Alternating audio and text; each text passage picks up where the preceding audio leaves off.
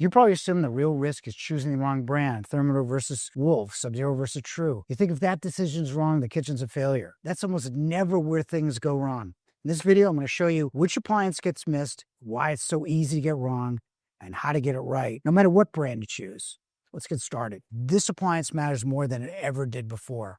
My mom cooked on an old caloric high-low range. It was called the high-low because you had burners on the top, an oven below, and an oven above, and a small hood mounted on the top. I don't even remember that hood being turned on, and honestly, it didn't matter much then. The burners my mom cooked on weren't that powerful, and houses naturally drafted air. You cooked, and that air just left the house.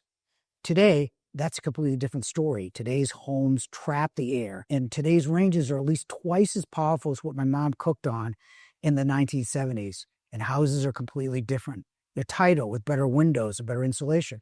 That's great for energy efficiency, but also means the air doesn't leave your house anymore. And the air isn't just smoke and grease. If you have a gas range, it can include carbon monoxide, nitrogen dioxide, formaldehyde, and particulate matter. That's not air you want to breathe every day.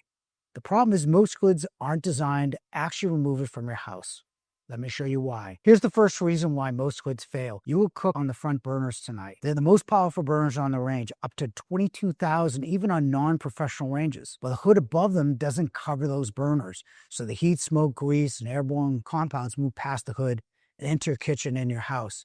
That's especially true with over-the-range microwaves. Most of them are only 16 inches deep. Some of the newest ones introduced last year are only 12 inches deep. They simply don't reach the front burners. To work properly, the hood needs to be about 23 inches deep. The next big mistake is downdrafts. You're probably looking at one because it keeps a clean sightline to window, or you want to put a range on an island. I get it, it looks great, but air, smoke, and grease don't go down, they rise. Small downdraft plenum can't capture that air. And it can't force it through elbows and long duct runs.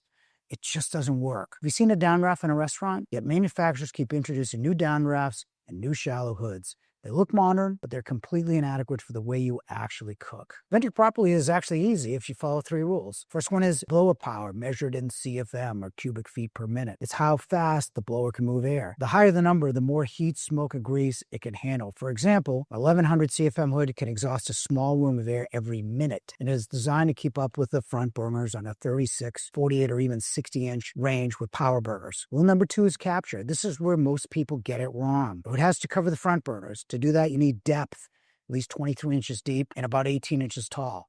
That's true regardless of the brand. When you burn something or create a lot of smoke and grease, that depth creates a capture area. The hood traps the smoke first, then the motor evacuates it. Those two have to work together. Third is ducting. Your duct run has to make sense. The farther the air has to travel, the less efficient the system becomes. That's why downdrafts don't work. Ideally, vent straight up through the ceiling or straight out through the back. One of those two. Follow those 3 rules, the hood works. It can still look beautiful and it doesn't have to look like a restaurant. You can cover with tile, build a wood hood, or match it to your cabinetry or your design. It doesn't have to be stainless. You have a lot of options as long as you follow those 3 rules. So that's it. If you've made a hood mistake in the past or you're not sure what to do in your kitchen, leave in the comments. I read all of them. If you're planning a renovation and want to avoid further expensive mistakes, we did a full webinar on it recently. You can access it right here. And thanks for watching.